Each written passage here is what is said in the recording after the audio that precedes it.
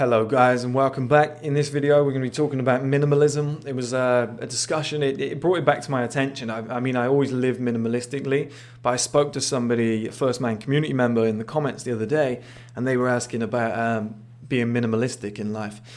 And they were saying that, like, chasing after expensive shit, does that go against minimalism, or should we live a life where it's just, you live in the tiniest flat in the world, you have nothing to your name, you just save all your money, you just kind of live for the enjoyment of life and you forget about all the materialistic shit that goes on. And I think, look, minimalism is one of the best things to come out of this whole generation. We all got caught up in kind of the 80s, 90s, early 2000s regarding greed is good, having a ton of money. The more success, the more money that you have, and the more you can show off, the better it is. And it was kind of the era of, big cars, even bigger houses and bigger bank balances. And everyone started showing off with their, gigantic mobile phones, high collars, those shirts that are blue with the white collars and shit. And it kind of followed us into the 2000s. And I think up to around about, it's pretty existent still. But I think people are starting to change their ways, and I think the minimalistic movement, the minimalism movement, has definitely been a help for that. And I'll explain it two ways, because number one, I think it's great, and I'll explain why and how to use it. Number two, I'll start with this one actually. I think people have got it the wrong way in terms of minimalism. Now, there's nothing wrong with making a lot of money and becoming successful and giving yourself freedom in life. I hate the term financial freedom, but just kind of freedom in general, where you can do what you want, you can go where you want, you can have the life that you want with who you want. Having the money to do that gives you access to all these things. That's fantastic, okay? There's no reason why you shouldn't have a big house, all right? There's no reason why you shouldn't have a good car, that you enjoy or something like that, right? As long as you enjoy it, it's what you wanted, there's no problem with that. Now, the problem lies with people getting an expensive car and then going, okay, I'm going to spend 30 grand on a number plate. It's like, buddy, you don't need that. Or when they're coming out of the car garage, somebody says, the owner of the car garage says, oh, do you want to, when they're buying the car, do you want to add the 10K package? Like, what's the 10K package? Oh, it's 2 special windscreen wipers, and they just look a little bit snazzier, and the windows get tinted slightly. Do you want that? And the person's like, yeah, do you know what? Yeah, I'm going to get my dick sucked a little bit more often if I do that. That's where the problem lies. And you think somebody has a big house, okay? I think old people, this is why, I think this is where money doesn't make you happy came from, because I think a lot of old people in eras gone by, they made a lot of money, but what they did is they went and bought giant manor houses that are cold. They don't feel like homes. They've got masses of land, but no dogs, no cattle, no family to be there with. Kids grow up and it's just them and their wife, and they're like, yeah, I'm not happy. I was happier when I was young. Well, of course you were. You had a better social life. You had more going on. Like Dan Bilzerian always said about his dad, he had a giant house, but none of the toys. He was like this. He was never happy. Whereas Bilzerian was like, I'd rather have all the toys and a fun life and have a smaller house. And what you got to do is you got to match it for what you want. It's got to be fun for you. So if somebody said to me, do you want to live in a house with 72 bedrooms? I'd be like, well, no, I can only sleep in one. What's the point? Like, might have one party a year that's big enough to fill that whole house. Maybe it's my birthday. Like, it's fucking pointless. Whereas if somebody said to me, you can have a one bedroom box or a studio box in London, there's no space, it's pretty shit, would you want that instead because it's obviously minimalistic? I'd be like, no, I don't want that either. What I'd want is a decent sized apartment, but it has fun shit. Like, everything has a purpose, everything is functionable. I think that's the whole point of the minimalist movement, is everything has to have a purpose and a need. And yeah, you could get extreme with it and be like, I don't need anything, but you do, you want to have a life, right? So to fit that middle ground, my perfect apartment would be something, let's say, in London with a massive terrace and balcony, and it's like a big patio area, and I could sit out at night. I could sit out with friends, a glass of wine, look over the views of the city. Maybe the kitchen is decent size, well, pretty small but open plan. The living room, yeah, maybe is pretty good. It's got some decent space. The bedroom, tiny, not really bothered. But then it's got like a big open space somewhere where you can fit stuff that you enjoy, like my office, my podcast. I can have a big table in the middle and I can invite guests around and we can watch live sports and stuff like that. That type of house might still cost $1 million. It might have stunning views. It might be all glass around the outside. It's, something that I've imagined all my life, but it has a purpose for me. I'll be happy there because could I afford a bigger house? Yes. Could I get a much snazzier one and impress people even more? Oh, this has a pool downstairs. Yeah, of course you could, but it's like, do I need that? I just want enough space to have a gym in the house, a massive patio area so I can sit out at night and have fun with friends, and maybe a big living space. The kitchen can be small, bedroom can be small, toilets, bathrooms can be tiny. I don't give a fuck. No, there's no reception area or masses of storage. I'll just have little amount of stuff, but a big living area so that in winter, me and all my friends can be in there. Maybe I can have guest rounds. Maybe you can entertain women or have a big space that you can have a podcast in, or do some filming in. And then a big space for, a gym. So like another room where you can fit all gym equipment in. Done. That's my favorite things in life. All ticked, job done, sorted. And the location is fantastic. So I can park a car downstairs and I can drive off. In that scenario, everything has a purpose. Whereas I think in previous generations gone by, what a lot of people have done, old people now, is they just said greed is good. I can get an 18-bedroom house, lovely. You're like, you don't need all those bedrooms, man. That's stupid. And the house was old. It looked torn down. The heating bill was through the roof because it's not, very energy efficient. And then, they're in the middle of nowhere, so they're never happy, and they have to buy a big 4x4 as well as the sports car because they're like, well, I can't even get out of the field when it's snowing. And that is the excessive mindset that's messed a lot of people up. And then, for example, if I had the house that I described to you guys with the patio, have a little bit of furniture out there. I wouldn't need stuff like a hot tub or anything like that, or decorations or plant pots. It's like, just make it look nice. Have a seating area. What else am I going to be doing out there? Maybe a light out there, like a lamp or something. Be like, this is nice. A little table. I can fit 4 or 5 of my friends out there. If we need more chairs, we'll grab them from inside. Like, that's the way to live with a balance of minimalism and everything else. But you see people with, for example, they'll move into a new home and they'll go to John Lewis or, I don't know, God knows where in America, somewhere like a Target, and they'll be like, okay, we need dessert spoons. Dessert spoons? What are you talking about, dessert spoons? You just need a single fucking spoon. You might even need 1 or 2, depending on how many of you there are. After you can eat ice cream with it, you can have a yogurt with it, you can have soup with it, just 1 spoon. Doesn't matter. You don't need a smaller one. You can stir tea with a big spoon.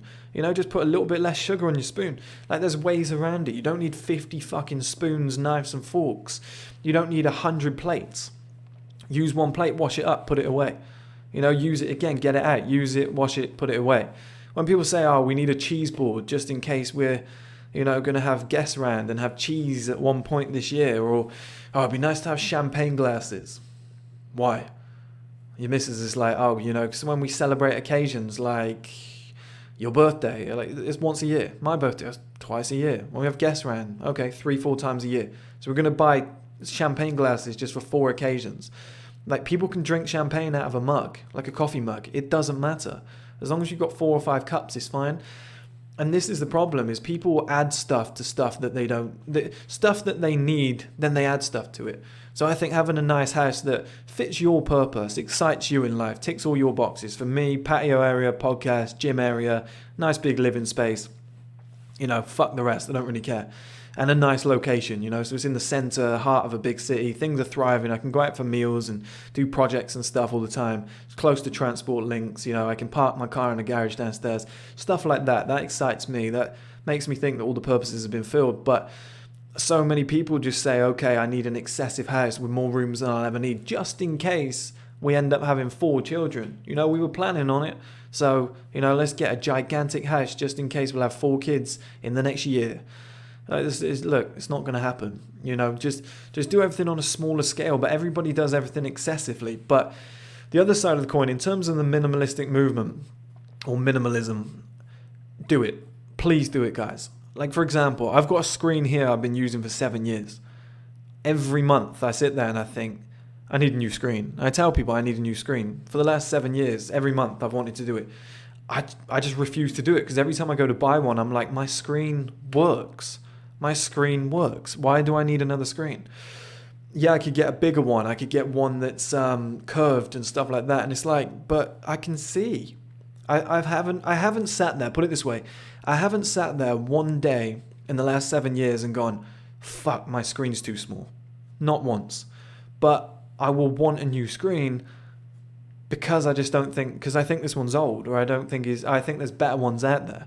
You know, it's very weird that we do this. And this microphone, there's better ones out there. There's expensive ones for like £400-500, right? The ones that Joe Rogan uses are about £400. They sound great. And for the podcast that he's doing all the time, you know, they fit a purpose. That's why he bought them. He could have got ones for thousands of pounds, but he got £400. Good purchase for him. For me, just doing these recordings, pointless. So there's a Blue Yeti, the Studio One, or the bigger one, it's around about, I think Studio One, £250. I think the bigger one, about 150, the Blue Yeti. This is the Nano. This is the tiny little small one.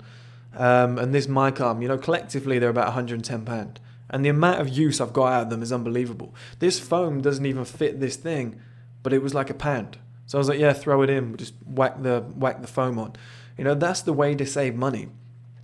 When I was buying the camera that I'm using now, I was looking at the GH5, the Sony A7 Mark III. These are cameras that are up in the thousands. You know, I think the Mark III is like £1,800.